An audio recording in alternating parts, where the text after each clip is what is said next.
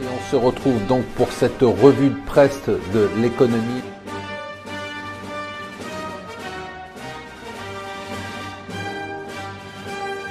Bonjour et bienvenue sur Mon Financier pour la revue de presse de l'Écho. Nous sommes le vendredi 3 février.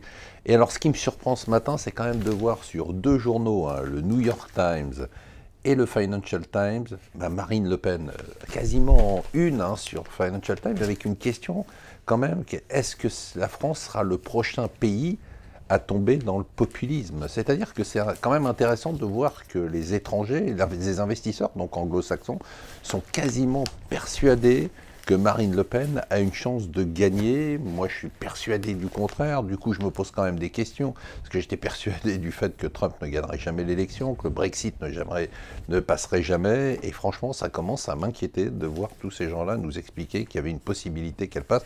Il faut dire que quand on voit le bordel qu'est cette élection, avec la campagne impossible, nous dit le Parisien de François Fillon, on se dit quand même qu'il faudrait qu'il s'en aille vite pour que la droite ait le temps de trouver son candidat. Quand on voit le bordel avec les calculs que nous révèle Challenge en nous expliquant que si François Hollande n'a pas soutenu Manuel Valls et ne soutient pas les candidats socialistes, c'est encore par calcul, parce qu'il voudrait avoir la présidence du Conseil européen en remplacement du Polonais Donald Tusk en juin. On se dit que vraiment, finalement, je déteste cette phrase, mais que tout est possible. Tout est possible aussi.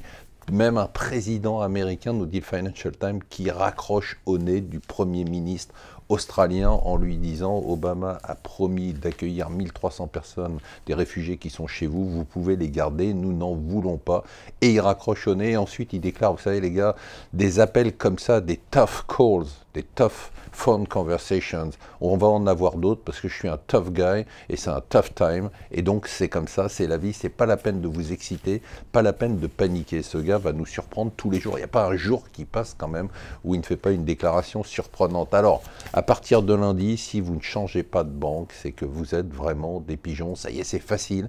À partir de lundi, une des rares mesures prises par notre ministre de l'économie, le champion des autocars, et notre ancien ministre de l'économie, c'est la mobilité bancaire, c'est-à-dire qu'à partir de lundi, eh bien, les banques ont l'obligation de vous aider à changer de banque très rapidement si vous le souhaitez, sans aucun problème de prélèvement, puisque c'est ça qui fait peur. Hein. Ce qui fait peur, c'est « Ah, j'ai oublié un prélèvement sur mon compte, et puis du coup, ça y est, je suis en découvert, et hop, je vais avoir un problème. » Non, ça n'arrivera plus. Les banques ont l'obligation de s'assurer que tous les prélèvements, les transferts automatiques soient transférés le plus rapidement possible, en un temps record. On verra si en pratique ça se fait.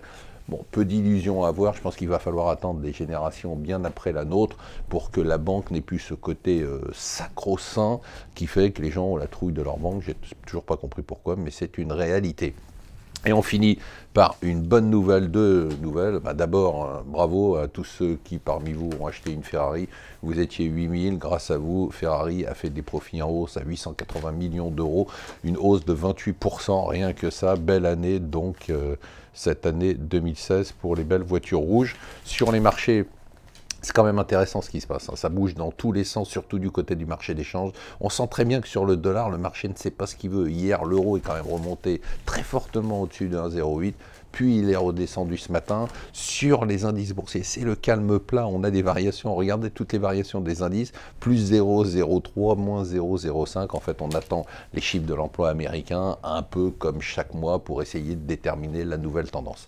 Voilà, je vous souhaite un bon week-end, une bonne journée et des bonnes vacances pour ceux qui sont déjà très fatigués après un mois de travail et qui partent la semaine prochaine.